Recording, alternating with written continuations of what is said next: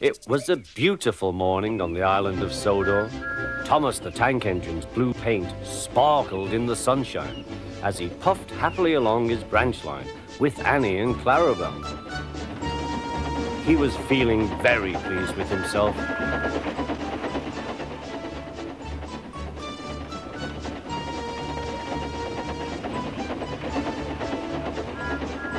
"Hello, Thomas," whistled Percy. "You look splendid."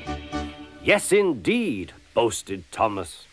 "Blue is the only proper color for an engine." "Oh, I don't know. I like my brown paint," said Toby. "I've always been green. I wouldn't want to be any other color either," added Percy. Well, anyway, huffed Thomas, "blue is the only color for a really useful engine. Everyone knows that." Percy said no more. He just grinned at Toby. Later, Thomas was resting when Percy arrived.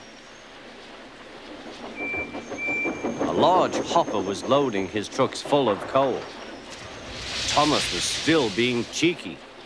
"Careful," he warned. "Watch out with those silly trucks." Go on, go on," muttered the trucks. "And by the way," went on Thomas, "those buffers don't look very safe to me." The last load poured down. "Help! I'm choking!" cried Thomas. "Get me out!" Percy was worried, but he couldn't help laughing.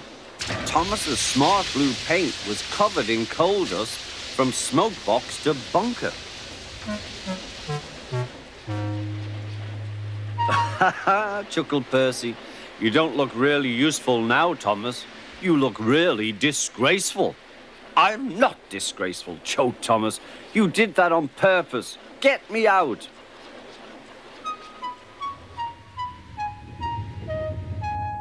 It took so long to clean Thomas that he wasn't in time for his next train. Toby had to take Annie and Clarabel. "Poor Thomas," whispered Annie to Clarabel. They were most upset.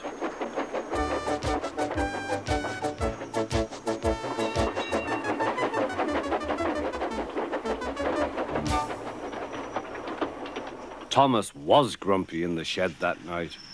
Toby thought it a great joke, but Percy was cross with Thomas for thinking he had made his paint dirty on purpose. Fancy a really useful blue engine like Thomas becoming a disgrace to the Fat Controller's Railway.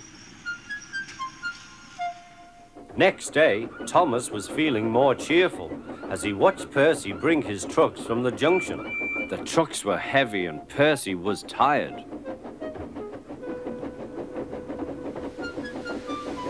"Have a drink," said his driver, "then you'll feel better." The water column stood at the end of the siding with the unsafe buffers. Suddenly, Percy found that he couldn't stop. The buffers didn't stop him either. "Oh!" wailed Percy. "Help!"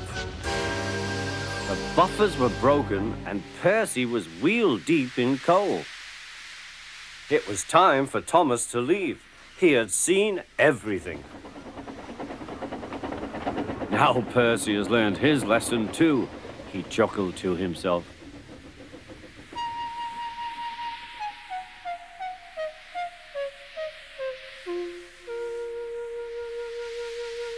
That night, the two engines made up their quarrel. "I didn't cause your accident on purpose, Thomas," whispered Percy. "You do know that, don't you?" "Of course," replied Thomas, "and I'm sorry I was cheeky. Your green paint looks splendid again, too. In future, we'll both be more careful of coal."